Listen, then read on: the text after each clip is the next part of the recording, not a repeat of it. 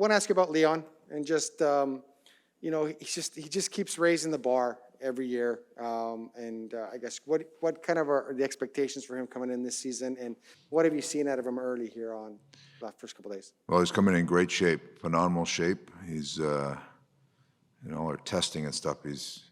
You think of him as a great player and playmaker and this, he's strong. Like he's like a bull out there. So he's physically strong. He's in great shape. We talked about our leadership, and they want to make sure that everything that they're talking about, they're doing first, and he's first in line doing that. So it's it's funny. We've been looking at some clips, just different simple structure stuff, and when you go through it, there's certain players that jump out at you that are doing things hard and doing things the right way. It's easy to find good clips of them. You're trying to show good clips, and Leon and Connor and those guys end up in those clips a lot. So young players see that, see what he does on the ice, see how hard they work, and Leon, he wants bigger and better things. He's the individual part of it is he's proved he's a real good player. Now he wants to become a real good team. So that's where he's at. Great players are driven by other great players. Do you see that drive in Leon? Yeah. He has Connor be there, and he wants to that kind of drives him. Do you see that, I guess, with... Yeah, I think they're great friends, but they also drive each other, and that's and the work ethic and the ability to help the team win. And great players like that, they take the responsibility for winning. They take the responsibility, and that's why sometimes I feel like we've used them too much at times, and it's because they want to do it. They're looking at you like, hey, this is hard. This is going to be, we need somebody to make sure this gets done. And they're looking at you going, hey, put me out there to get the job done. So they take that responsibility, but they do drive each other. They expect to be in, they understand their role on our team, and they have to be good for our team to be good. That being said, we think we can get stronger around them, but they certainly take the responsibility that they put on themselves to be a good team. You have the luxury of playing them together or playing them apart. How do you kind of balance when to do what? And does the fact that you're probably a little deeper at forward this year, does that kind of play into the Yeah, all those factors play in. We're going to try a number of different things in training camp just to see how it goes, but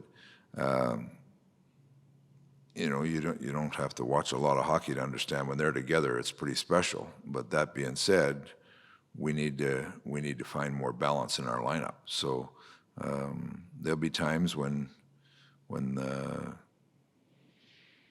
for the most part they're apart, but then there'll be times the power play they play together. There's certain times in a game where I'll find some time for them together, and I think they kind of like it that way.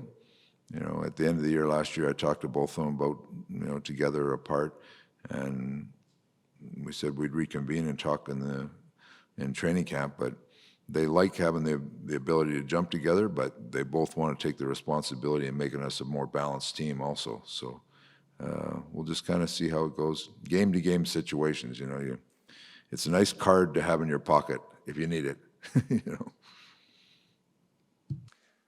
Hi, Dave. We had Tyler Benson and Kyle Turris in just now. Can you kind of talk about, is there an open competition for the last, 1, 2, 3 forward spots coming into this training camp, or what's your approach as a coach in terms of? No, there's some competition there. There's always competition because you're looking to get better.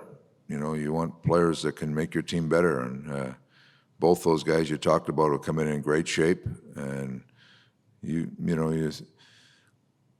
it's two different things. Benson is a young player trying to establish himself in the league. He's playing for his life out there. And then you got Kyle Turris, who's had a great career and looking to extend that career. He's coming back, and he wants to redeem himself from last year. So you see them both in scrimmage. They're both good players. Ultimately, they've given themselves a chance in this competition to be not just playing our team, to be the role you play, the minutes you play, all those things come into effect with how they play. But the first step is to give yourself the best chance to be successful. They've come in shape. if you look at both those players or that competition for those jobs, I watched the scrimmage today. They were both good. Benson was good today, McLeod good today, but ultimately the decisions are going to be made in the exhibition games. They'll get lots of time in exhibition games, and we'll see what is the best fit for our team. But they've passed the first test by coming in ready to compete for that job. Now we'll see where it goes from here. So for the rest of the training camp, with Tyler in particular, does he have to prove something to you to make this squad? Like in terms of his game or, his development from last year? You watch and evaluate, and if we think he's playing at a level that makes our team better, then he'll be on our team. It's simple as that. Realistically, you look at the top two left wing positions right now are going to be Hyman and Nuge. I don't see him passing those guys.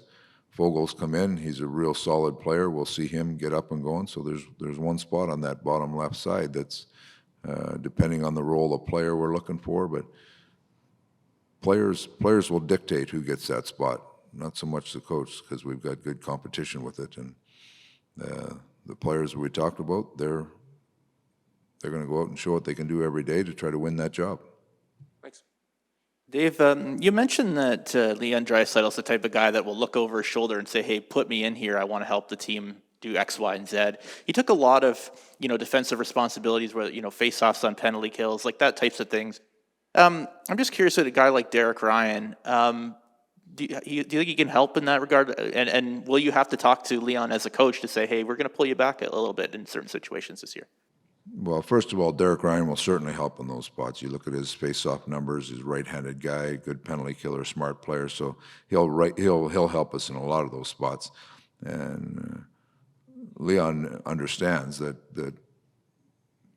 he has to do his job, but there is some things for us to become a better team. We need more people helping in situations. So there are some situations like that where Leon, maybe in the past, has looked at us and said, hey, I'm the best guy for that job. And he might still be a good guy for that job. We might have another guy for that job too that allows it a little more help, become a little deeper team. You mentioned Kyle Turris. He's a veteran in the league, and he said he was extremely frustrated last year, especially not playing a playoff game. What did you not see in his game that you'd obviously seen in his game for the first dozen years he played in the league? It's funny. I had him as a young player, and then I had him in a World Championship, and then coming in last year, we were hoping he would fill that third line center and give us some solid minutes there, and it just it wasn't a great fit from the start, and then we tried some other people and got going. So he was kind of in and out. He understands that. He knows he can be a better player than he was last year. I think he's used that frustration from not playing as well as he'd like and not playing enough last year into training this summer and wants to extend his career. And he's a proud guy. He's a proud guy. He's played in this league a long time. He's been a good player in this league. So he's come in great shape. I think he was in number 3 or 4 in our overall conditioning this year. So he's given himself a chance. He wants to come back and redeem himself and play well. Right wing, is it because you're deeper at center in terms of looking at him as a right wing? Yeah, we're just trying to maximize what we're doing. The conversations I've had with him, like one of his best attributes of his game is his shot and skill. Like he can make plays. He's still good on the face-offs on the right-hand side. We talked about trying him on the wing, and then a secondary. If he's playing with a left-handed centerman, he can take draws on that right side. So if you got a left-handed centerman that's struggling with draws, on the right side he takes the draws, and the left side the left-handed guy takes them. It allows your team to have strength all over the ice. And it's funny, I did that. When I had Kyle at a World Championship, it was a Olympic year, so I had a lot of the young guys. I had Monahan and Scheifele and Kadri. Who else? A bunch of young guys over at the World Championships, and they all, McKinnon and Shen, none of them were over 50% on the faceoff. The only guy I had on the whole team that was over 50% on the faceoff in the NHL was Turris. So Turris was our third line center, but all those other guys, like I had Monahan and Scheifele on a line. So they were the left side, Monahan would take it, Scheifele would take it on the other side. It had Kadri and McKinnon together. It was Kadri and Hodgson, actually, and then McKinnon and Shen. So we went in thinking that faceoffs was going to be a problem. I think we ended up like 65 or 70% in faceoffs because no matter where guys were taking them, they were on their strong side all the time. So that's an ability that Kyle has here. Like, say, whether maybe he's with McLeod or Shore or something like that. On the right side, he takes it. The left side, Shore takes it, or McLeod, and you become a stronger face-off team, as well as he brings his skill on the right side. So we'll see how it goes. Like I say, those are exhibition games where you get your team together and figure out where the best fit for all the players are. Josh Archibald, when will he actually be skating with your team? He's got to get up to speed. He skated again this morning. He skated with Chris Russell this morning, and he'd come out of the quarantine. He wasn't anywhere close to where the other guys were on the ice. So he's going to, till he gets up to speed, he'll be skating with the injured guys. And when would Chris Russell be ready to? He actually skated with the injured guys, and he skated just the morning practice over on DCA with the other group. I haven't talked to him yet here today, but hopefully if he's getting back into practice, he's progressing the right way. And you didn't play the veteran, Connor or Hyman or Nuge or Leon in the scrimmage. Is that just because you had enough players, or Too many. They're going to get 20 minutes a game in the NHL? Yeah, they'll play tomorrow's scrimmage, but just too many players. We want to leave the young kids in there today, and then there'll be some other guys sit out tomorrow. I think there'll be some young players sit out tomorrow, and those guys will all play tomorrow. No sign of Maximoff yet. Is he not? He's gone through. He's here. I think he's finally in the country. He had to. He was dealing with some immigration issues and stuff to immigration and I think some vaccination stuff. So he's in the country now. When he gets here to practice, I'm not sure yet. It's within a day or two, I think. Hey Dave, yesterday you mentioned Kailer being a little bit snake bitten last season, and then he talked about improving his shot over the season. Is the message to him to adopt more of a shooter's mentality this season? That was one thing we talked about at the end of the year, and talked to him through the summer a little bit. He told me his dad built a shooting ramp for him in the backyard. He's been shooting all summer, so we'll see. Hopefully he takes that to heart. I think sometimes playing with Leon and Connor, he defers that shot a lot of times and wants to pass before shoot, but he's got to be a guy that he has to be a little more selfish at times and take the puck to the net, find pucks around the net. He's got a not a bad little release in tight there, but he's got to use it a little more. So that was the message to him at the end of last year, and hopefully he comes in and takes that message. I know he's practiced it a lot. We'll see if he uses it a lot, coming up here. And then it's still the early days of training camp. Obviously, the roster list is very long still, but even though there are depth charts available on the team, and people has their projections, but over your years coaching, have you ever had a player just come into camp that maybe you didn't know and he just blew it out of the water and Sure. commanded your attention?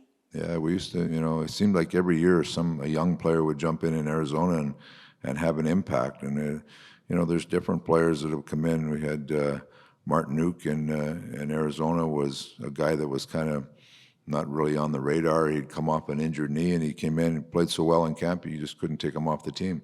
So there are players that come in and do that. And they seem to just gel with your team or fit in the right spot and in a role. It's more, you'll find guys that were, maybe a fifth, sixth defenseman or a fourth line role player, and probably more likely to do that than a top six player. But there are players that come in and play their way on, and that's like adding a bonus guy to your lineup if you can find somebody to do that. Hey, Dave, good to see you again. Good to see you. You mentioned Kyle Turris is number 3 in fitness overall conditioning. 3 or 4, I think. I'm not sure. I know he's in the top 5. Are you able to disclose who was 1 and 2? No. Okay, no worries. Going back to Tyler Benson, talking to him, he seems like he's more motivated and has a little bit more in the tank in terms of self-confidence. Do you sense that from him in the opening days? You just watch him play out there, you can see that. He looks like his confidence is at the point where he knows he can play in this league. He had a little bit of a touch of it. Then last year was a tough year with the COVID and the taxi squad. But he's come in this year. He knows, he sees how when he competed in the NHL, he sees the guys he's have come up and played. Like McLeod come up and played. And the other thing, I'll go back. He looks quicker. He put the work in this summer. He looks quicker. He's more determined. So I think he's a player that, his mindset is he doesn't want to play anywhere but Edmonton, and he's going to come in and prove that. So it's great when a young player does that. It gives him a chance to be successful. Ilya Konovalov saw some action in the second period. Early impressions on the goaltender so far? Well, I thought he was good in the rookie tournament or in the rookie games in Calgary. The game he played in Calgary was real strong.